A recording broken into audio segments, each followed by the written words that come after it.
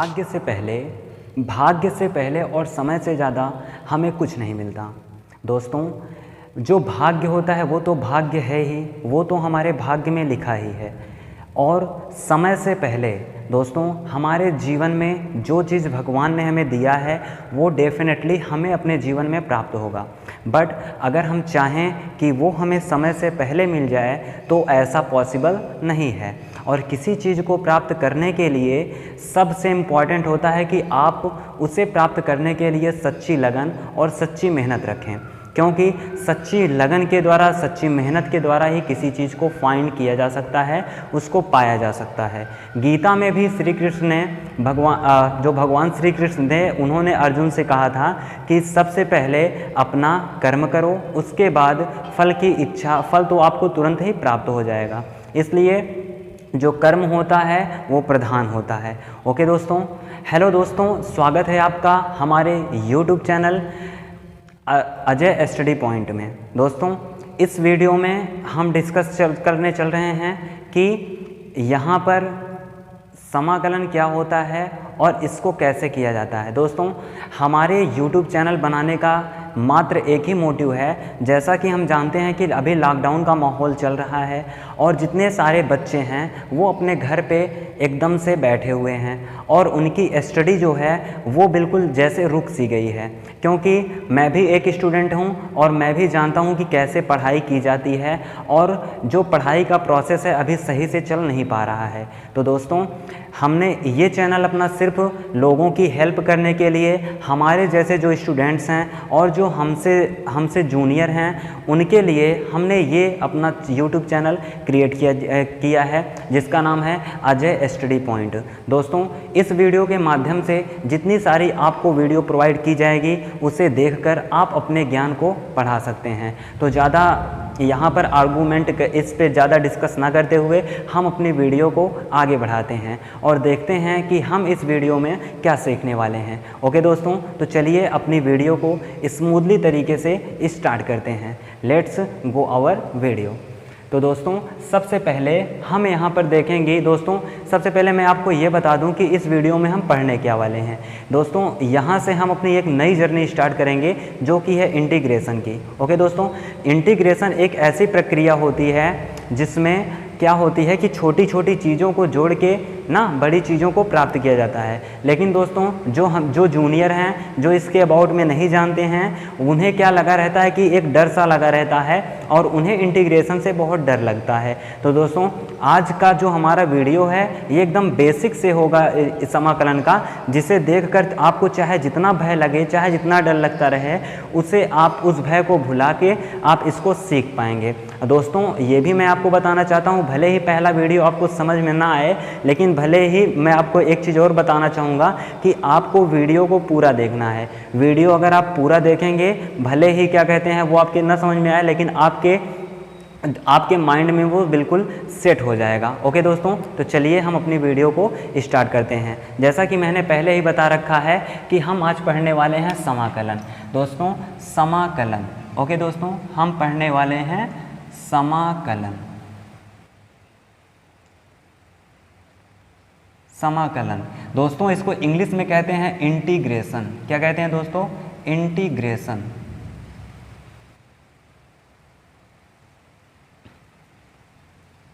दोस्तों, वीडियो के अबाउट में ज़्यादा ना बताते हुए सिर्फ मैं इतना कहूँगा कि आप वीडियो को पूरा देखिएगा और फिर आपको खुद ही पता चल जाएगा कि आखिर ये जो वीडियो है कितनी इम्पॉर्टेंट थी। ओके दोस्तों, तो चलिए देखते हैं। दोस्तों, सबसे पहले हम इसमें डिस्कस करते हैं आखिर ये जो समाकलन शब्द है, ये जो समाकलन शब्द है, समाकलन शब्द का ये जो फर्स्ट वर्ड है इसका मतलब होता है सम, और इधर क्या है भैया? कलन। ओके फ्रेंड्स, यहाँ पर क्या है? कलन। जो सम होता है, सम को इंग्लिश में ऐसे लिखते हैं SUM, इसकी स्पेलिंग ही होती है SUM, सम। ओके दोस्तों, और जो इंटीग्रेशन होता है, इंटीग्रेशन का जो पहला अक्षर होता है, जो इसका सिंबल होता है, जिसे हम देखते हैं कि ये इंटीग्रेशन रहता है, ओके दोस्तों, इंटीग्रेशन जैसे देखो यहाँ पर दिखाई देता है कि इंटीग्रेशन का जो सिंबल होता है वो ऐसे होता है। ओके दोस्तों, अब इसको देखते ही हमें क्या लगता है कि आखिर है क्या। ओके, जो जानते हैं वो तो ठीक है, बट जो नहीं जानते हैं उन्हें ये क्या लगता है, वो सोचते हैं कि आखिर ये है क्या। दोस्तों मैं आपको बताना चाहूँगा, ये जो यस है, यस को अगर हम ऐसे थोड़ा सा स्क्रैच करें, यानी इसको थोड़ा सा ऐसे ताने ना, ऐसे थोड़ा सा खींचें, तो ये क्या बन जाएगा, इस तरह का लगभग बन जाता है, यानी लगभग ये ऐसे बनता है। ओके, तो यही क्या होता है, हमारा समाकलन का चिन्ह होता है, यही जो बताता है कि आखिर ये समाकलन है। ओके दोस्तों, बट इससे तो एक बात आपको पता चल गई कि जहाँ पे आपको समाकलन है तो इस वाले चिन्ह को आपको देख के घबराना नहीं है। ओके दोस्तों, यही इंटीग्रल जो होता है उसका क्या होता है, सिंबल होता है। तो दोस्तों इसको मैं थोड़ा इरेज करता हूँ और आगे आपको बताता हूँ। ओके दोस्तों, तो दोस्तों आपको समाकलन में जिस भी जो चर राशि होती है, जिस चर राशि के सापेक्ष आपको क्या करना होता है, उसको इंटीग्रेट करना होता है ना, तो उसको देखते हैं कैसे लिखा जाता है। दोस्तों अगर आपको कोई भी राशि दी गई है और उसको हमके क्या करना है, इंटीग्रेट करना है, तो वहाँ पर किसके सापेक्ष इंटीग्रेट करना है ना, किसके अकॉर्डिंग इंटीग्रेट करना है, ये बात सबसे इंपॉर्टेंट होती है। ओके, तो यहाँ पर जैसे यहाँ पर अगर dx लिखा रहेगा तो यहाँ पर डी और यक्स का, पहली बात तो ये समझ लो, डी और यक्स का कोई अलग अलग मीनिंग नहीं होता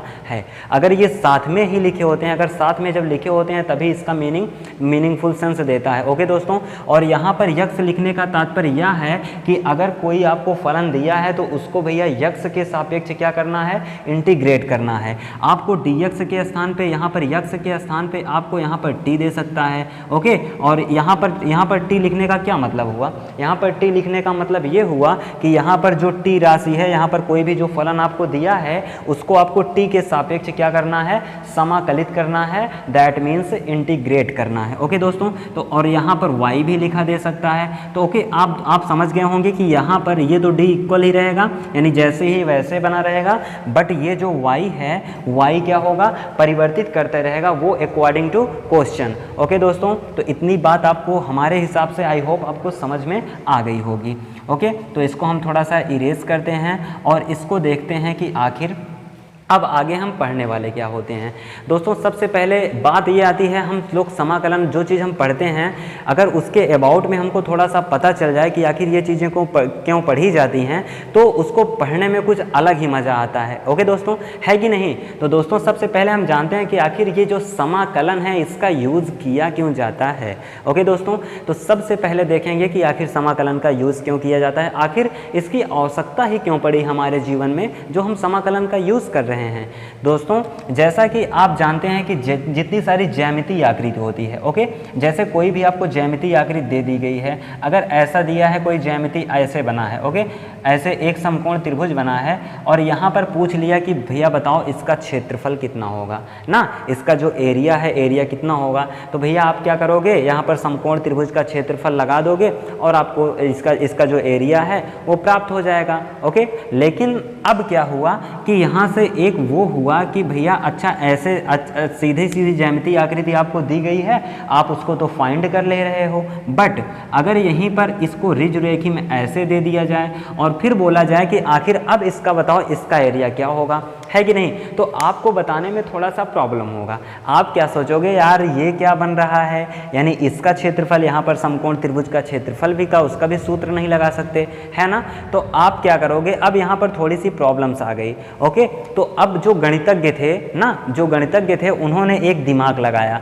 दिमाग क्या लगाया कि अगर इसमें का ये जो टेढ़ी मेढ़ी लाइन दी है, जो रिजुरेखी लाइन ये जो दी है, अगर इसको छोटे छोटे, यानी छोटे का मतलब आप समझ रहे हो, यानी इनको इतने छोटे खंडों में विभाजित किया जाए कि ये एक सीधी लाइन दिखाई दे। क्या भैया, ये एक सीधी लाइन दिखाई दे, यानी ये जो रिजुरेखी लाइन है ना, इसको हम इतने छोटे छोटे खंडों में काटें कि ये क्या दिखाई दे, एक छोटी छोटी लाइन दिखाई दे। ओके दोस्तों, तो फिर क्या हुआ फिर बोला गया कि अच्छा ठीक है, छोटी छोटी लाइन को काट के आप करोगे क्या ना। तो जो गणितज्ञ थे उन्होंने बताया कि हम छोटी छोटी लाइनों को काटेंगे और उसको इंटीग्रेट कर देंगे, यानी उन छोटी छोटी लाइनों को आराम से उनका क्षेत्रफल निकाल के आराम से उनको जोड़ देंगे तो हमें ये पूरा बड़ा सा क्षेत्रफल मिल जाएगा। ओके दोस्तों, तो क्या किया वो गणितज्ञ ने, आराम से इतने यहाँ से यहाँ से यहाँ से, यानी कुल मिला के इतने छोटे छोटे खंड किए। यहाँ से आपको थोड़ा सा बड़ा दिखाई देगा, बोलोगे सर ये तो भाई देखो क्या कहते हैं थोड़ा सा बड़ा है, यहाँ पर भी टेढ़ा है।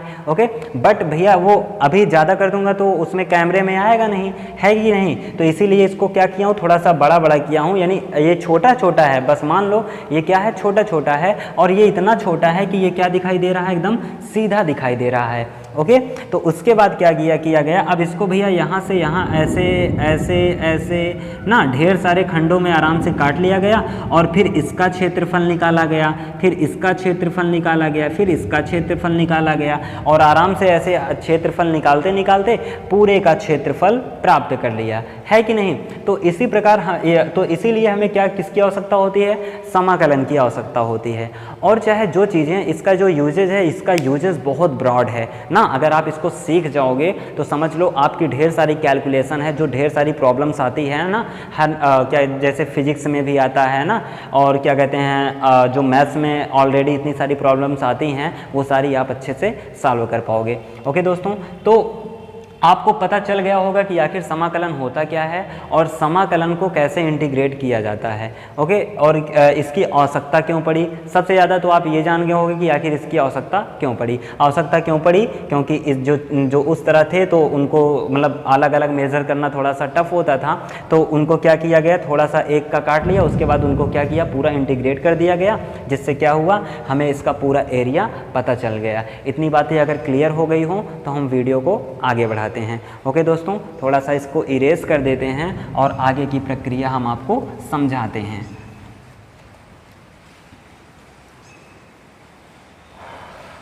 इसको फ्रेंड्स मैं इरेज कर दे रहा हूं इधर समाकलन को, बाद में फिर से लिख दूंगा अगर आवश्यकता पड़ी तो। ओके, एंड उसके बाद भैया एक बात आती है कि आखिर अब बात आती है कि आखिर समाकलन को कैसे प्रदर्शित किया जाता है कि नहीं। समाकलन को कैसे प्रदर्शित किया जाता है उसको तो आप जान ही गए होंगे। ओके, अब इसमें कुछ फंक्शंस होते हैं। फंक्शंस को जानना बहुत ही इंपॉर्टेंट है, क्योंकि जब तक आप फंक्शन को नहीं जानोगे तब तक आप अच्छे से नहीं कर पाओगे। ओके, चलो सबसे पहले हम जानते हैं कि आखिर इसमें क्या किसको कहा जाता है। दोस्तों सबसे पहले इसमें देखेंगे कि आखिर इसकी डेफिनीशन क्या होती है। क्या होती है इसकी डेफिनीशन, पहले उसको देख लेते हैं। डेफिनीशन यानी परिभाषा। क्या भैया, परिभाषा।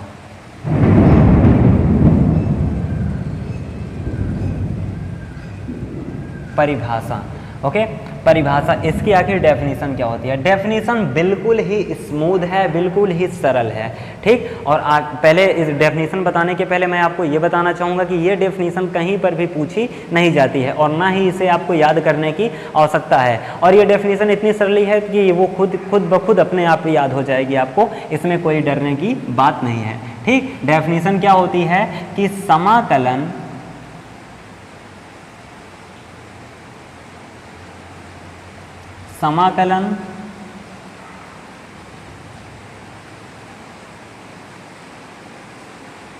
अवकलन का उल्टा होता है। उल्टा दैट मीन्स अपोजिट होता है। ओके दोस्तों, जो समाकलन क्या है, अवकलन का उल्टा होता है।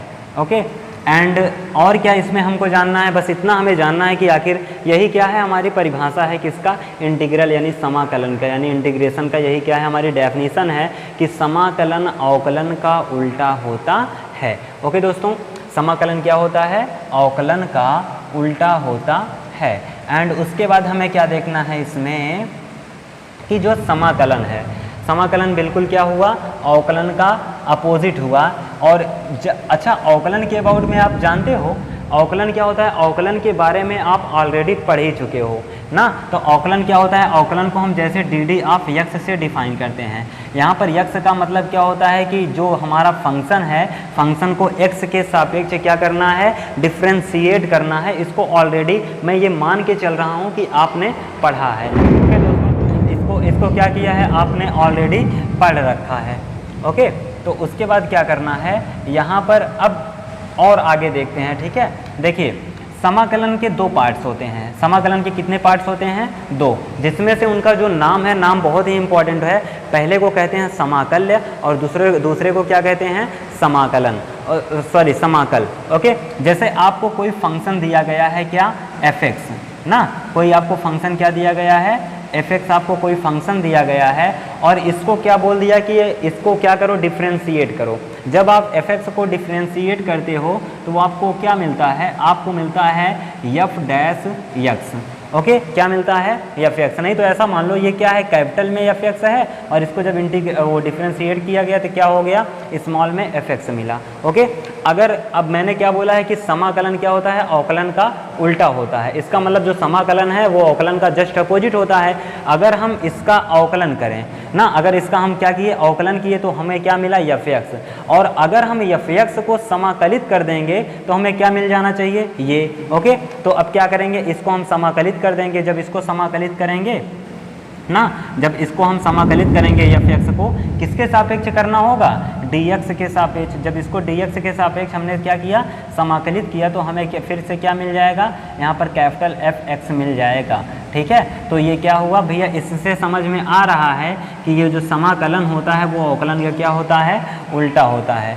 ओके, जो समाकलन क्या होता है वो अवकलन का उल्टा होता है।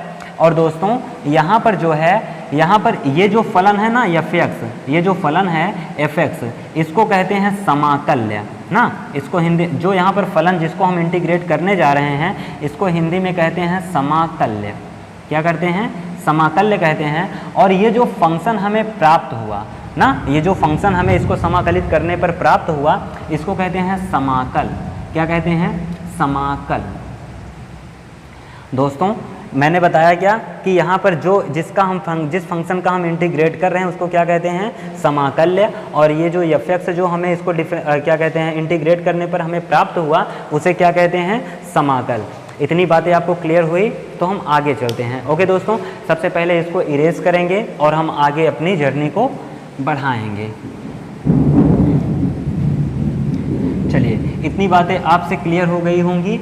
एंड अब इसके बाद एक इम्पॉर्टेंट टॉपिक पे बात करना है, जो कि है इंटीग्रेशन। जो इंटीग्रेशन में होता है, इंटीग्रेशन में एक कांस्टेंट वैल्यू आती है जिसे क्या कहते हैं? समाकल नियतांक कहते हैं। तो थोड़ा सा हम समाकल नियतांक के अबाउट में थोड़ा सा जान लेते हैं। ओके, कि आखिर जो समाकल नियतांक होता है आखिर ये होता क्या है। तो समाकल नियतांक जो होता है, समाकल नियतांक को हम भैया c से ज़्यादातर तो c ही यूज किया जाता है। ओके, क्योंकि कांस्टेंट है, इसलिए इसको समाकल नियतांक को हम c से क्या करते हैं? डिफाइन करते हैं, यानी उसको क्या करते हैं? शो करते हैं। ठीक है, और इसको जो है हर स्थान पे शो नहीं किया जाता है। इसको हम जब इंटीग्रेट करते रहते हैं ना, जब इंटीग्रेट करते हैं, जब लास्ट में हमारा आंसर आने वाला होता है तभी हम इसको शो करते हैं। अब बार बार शो क्यों नहीं किया जाता है? बार बार शो इसलिए नहीं किया जाता है क्योंकि उसको क्या कहते हैं, जो कांस्टेंट वैल्यू है इसको बार बार शो करने पर वहाँ पर थोड़ी हमें प्रॉब्लम्स होती है ना, वो स्थान भी थोड़ा सा घेर लेता है, जिससे सवाल क्या हो जाती है? थोड़ा सा रफ लगने लगती है ना, इसलिए इसको सिर्फ लास्ट में ही लिखा जाता है। अच्छा, ये जो समाकल कांस्टेंट है, यानी जो समाकलन का नियतांक है, इसका यूज़ क्यों किया जाता है, इसके अबाउट में थोड़ा सा जान लेते हैं। ओके, सबसे पहले देखिए, अगर हमें अवकलन के अबाउट में आप तो पहले ही अवेयर हो चुके हैं। जैसे मान लीजिए कोई फंक्शन दिया गया है, जैसे मान लीजिए कोई फंक्शन हमें y बराबर दिया गया है, क्या दिया गया है? 2x² + 5। ओके दोस्तों, ऐसा हमें क्या किया गया है? कोई फंक्शन दे दिया गया है और यहाँ पर हमें बोल दिया गया जाए कि इसको x के सापेक्ष क्या करना है? डिफरेंशिएट करना है। और डिफरेंशिएट करने में तो आप माहिर ही हो पहले से ही, ऐसा हम मान के चल रहे हैं, है कि नहीं? क्योंकि आप समाकलन पढ़ने में तभी मज़ा आता है जब हमें अवकलन आता रहता है। ओके दोस्तों, अब इसको क्या करना है? हमें x के सापेक्ष क्या करना है? डिफरेंशिएट करना है। तो जब इसको x के सापेक्ष डिफरेंशिएट करोगे तो यहाँ पर हो जाएगा dy/dx बराबर, यहाँ पर क्या होता है? यहाँ पर हो जाएगा ddx of 2x² plus ddx of 5, और यहाँ पर कितना है? dy/dx। इसको जब डिफरेंशिएट करोगे ये 2 आगे आ जाएगा, और इसका जब करोगे तो यहाँ पर क्या हो जाएगा?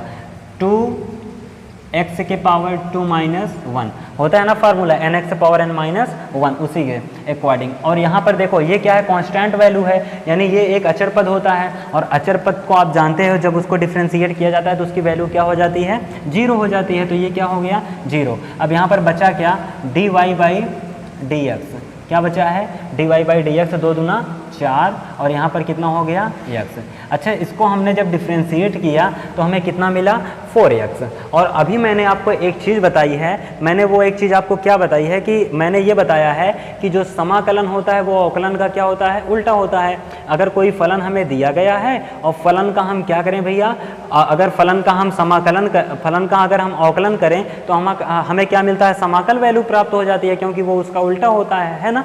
तो अब देखिए इसका मतलब ये है कि अगर जो हमें इसका ये जो डिफ्रेंशिएट किए हैं, जो वैल्यू मैंने यहाँ पर फाइंड किया है, अगर इसको समाकलित कर दिया जाए, अगर इसको समाकलित कर दिया जाए तो हमें ये वाली वैल्यू मिल जानी चाहिए, है कि नहीं, क्योंकि क्या होता है, समाकलन अवकलन का उल्टा होता है। तो अब चल रहे हैं इसको पहले क्या करने, इसको अगर हम क्या करें, समाकलित करेंगे, इंटीग्रेट करेंगे तो हमें ये वैल्यू मिलनी चाहिए कि नहीं, मिलनी चाहिए। बट अब यहाँ पर देखिए, यहाँ पर क्या करेंगे, अब इसको किस फंक्शन को हमें समाकलित करना है, 4x को किसके सापेक्ष, dx के सापेक्ष। ओके, तो यहाँ पर 4 कांस्टेंट है, यहाँ पर क्या है, x, और यहाँ पर dx। बट आपको तो अभी आज समाकलन आता ही नहीं, तो करोगे कैसे ना। तो उसके लिए एक थोड़ा सा आप बेसिक फॉर्मूला यहाँ पर जान लीजिए, उसके बाद जब आपको बाद में समझाने लगूंगा तो वहाँ पर धीरे धीरे आपको क्लियर होते चलेगा। ओके दोस्तों, तो सबसे पहले यहाँ पर देखते हैं कि अगर कोई फलन हमें x दिया गया है, ओके, तो अगर x के पावर कोई n है तो x के पावर n का अगर हम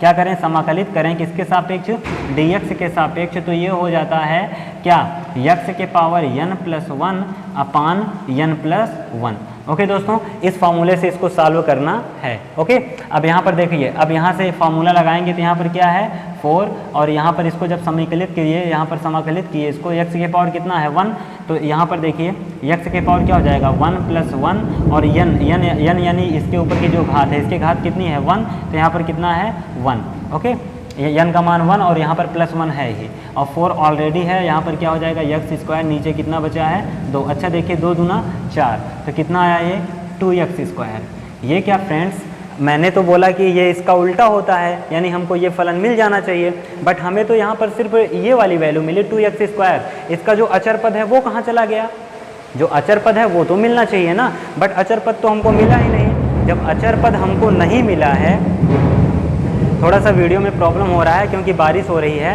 ओके, तो थोड़ा सा मैनेज कीजिएगा। तो यहाँ पर मैं क्या बोल रहा हूँ, यहाँ पर हमें अचर पद मिलना चाहिए, बट अचर पद तो मिला ही नहीं है ना। तो अचर पद अगर नहीं मिला तो इसीलिए जो गणितज्ञ थे ना, उन्होंने क्या बोला कि यहाँ पर एक वैल्यू एक ऐसी रख दिया जाए जिसका मान क्या करें, उसका मान यानी क्या कहते हैं, कुछ भी रखा जाए, यानी कोई अचर पद, कोई अचर वैल्यू उसकी रखी जाए, यानी उसका मान कुछ भी हो सकता है। जैसे कोई अचर वैल्यू यहाँ पर 5 है, यहाँ पर 2 है, यहाँ पर 3 है, कुछ भी हो यहाँ पर, अगर इसके साथ एक कांस्टेंट सी जोड़ दिया जाए तो उसकी वैल्यू हमें आराम से बाद में हम फाइंड कर सकते हैं। तो यहाँ पर एक क्या किया गया, यहाँ पर एक क्या कहते हैं, यानी यहाँ पर कोई, यहाँ पर वेरिएबल क्या किया गया, एक चीज़ जोड़ दी गई जिसका नाम क्या दिया गया, c। ठीक है, तो यहाँ पर c जो है ये क्या है, वेरिएबल है, यानी इसका मान कुछ भी हो सकता है। ओके, इसका मान कुछ भी हो सकता है, 1 हो सकता है, 2 हो सकता है, 3 हो सकता है ना। तो अब समझ सकते हैं कि यहाँ से हमें ये जो कांस्टेंट यानी जो समाकल नियतांक है, जो समाकल नियतांक है भैया ना, जो समाकल नियतांक है इसकी आवश्यकता क्यों पड़ी, समाकल नियतांक ना, समाकल नियतांक की आवश्यकता हमें क्यों पड़ी। ठीक है, समाकल नियतांक एक बार मैं आपको फिर से बता देता हूँ, समाकल नियतांक की आवश्यकता क्यों पड़ती है। फ्रेंड्स देखिए, अगर हमें आपको कोई भी फंक्शन दिया गया है, अगर आपको कोई फंक्शन दिया गया है और बोले कि इसका डिफरेंशिएट करो, ठीक है, और आपने उसका डिफरेंशिएट किया, वहाँ पर जो कांस्टेंट वैल्यू है ना, जो वहाँ पर जो कांस्टेंट वैल्यू है, कांस्टेंट वैल्यू तो क्या हो जाता है वो अवकलन में, वो तो शून्य हो जाता है। और हमने क्या बोला है कि समाकलन अवकलन का उल्टा होता है, और रियली में यही होता भी है, जो समाकलन होता है वो अवकलन का उल्टा होता है। यानी जो हम अवकलन किए हुए हैं, जो अवकलित फलन है, अगर हम उसको समाकलित कर दें तो हमें जिस फलन का अवकलन किए थे वो वाला फलन मिल जाना चाहिए। मेरी बात समझ में आ रही है कि नहीं आपको। ठीक, तो ये वाला फलन मिल जाना चाहिए। बट इसको जब हमने समाकलित किया तो यहाँ पर हमने क्या देखा, हमें ये जो क्या कहते हैं चर वाली थी, इसके साथ वाली वैल्यू तो मिल गई, लेकिन जो यहाँ पर नियतांक था यहाँ पर, यानी जो कांस्टेंट वैल्यू थी, वो तो हमें मिला ही नहीं। जब मिला ही नहीं तो ऐसा कैसे हो सकता है, वो तो सवाल गलत हो जाएगी और आप ये परिभाषा भी गलत हो जाएगी, बोलेंगे नहीं यार ऐसा तो होता ही नहीं ना। तो वहाँ पर क्या किया, वहाँ पर एक कांस्टेंट, वहाँ पर एक वेरिएबल चीज़ रख दिया गया जिसका नाम क्या दिया गया, सी, और वहीं से क्या हुआ, वो क्या है, वेरिएबल है, यानी वो वेरी करता रहता है और उसका मान कुछ भी हो सकता है। ओके फ्रेंड्स, तो हमारे हिसाब से आपको समाकलन की आवश्यकता क्यों पड़ी, समाकल नियतांक क्या होता है, ओके, और क्या कहते हैं, एंड एक चीज़ और आप जान लो कि इसका एंड इसका, ठीक है, इसका जो होता है अकेले में कोई भी मतलब नहीं होता है। अगर ये अकेला कहीं पे लिखा है तो इसका कोई भी मतलब नहीं होता है, यानी ये क्या है, ये गलत है। अगर आपको कहीं भी dx अकेले मिले ना, तो ये भी क्या होता है, अकेले में गलत होता है। और अगर दोनों साथ में मिले ना, और अगर दोनों साथ में मिलें तो उनका क्या होता है, अपना एक मतलब होता है, यानी अगर ये इसके साथ dx आ जाए तो इसका अपना कोई ना कोई मतलब होता है। और ये क्या मतलब होता है, इसका मतलब होता है कि यहाँ पर यक्ष चर राशि जो है, यक्ष के सापेक्ष यहाँ पे जो फंक्शन दिया जाएगा उसका क्या करना है, हमें इंटीग्रेट करना है। ओके दोस्तों, तो यहाँ से हमारा इसका बेसिक लेक्चर जो है, हमारे समाकलन का जो बेसिक्स है, बेसिक्स यहाँ से ख़त्म होता है ना। और इसके आगे की वीडियो में मैं आपको बताऊंगा कि समाकलन पे कैसे हमें सवालों को सॉल्व करना है, एक सवाल से दूसरे सवाल पे कैसे जंप करना है ना। और उसके लिए आपको याद होना चाहिए क्या, फॉर्मूला। बट फॉर्मूला याद करने की आपकी कोई आवश्यकता नहीं है। बिना फॉर्मूले को याद किए हुए आप कैसे कर पाएंगे, मैं आपको नेक्स्ट वीडियो में बताऊंगा। अच्छा, बिना फॉर्मूला याद किए इसका मतलब ये ना समझना कि आपको फॉर्मूला याद नहीं करना है। ओके, हाँ, फॉर्मूला याद करने का मतलब ये है कि मैं आपको फॉर्मूला रटवाने वाला नहीं हूँ। आप मेरे साथ क्वेश्चन को सॉल्व करते रहिएगा और आराम से आपको क्या होता रहेगा, फॉर्मूले आराम से याद होते चले जाएंगे। तो इसका टेंशन मत लीजिएगा कि फॉर्मूला याद करना है, इसको रटना है, कोई प्रॉब्लम्स नहीं होगी। ओके, और अपने जैसे जिस तरह से मैं पढ़ाऊंगा, अगर इसी तरह से आप पढ़ते रहे तो आपकी जो नॉलेज है, जो समाकलन के प्रति आपका भय है, जो डर है, वो बिल्कुल से समाप्त हो जाएगा। ओके, तो आज के वीडियो में बस इतना ही। तो लास्ट में जाते जाते सबके लिए ऑल द बेस्ट।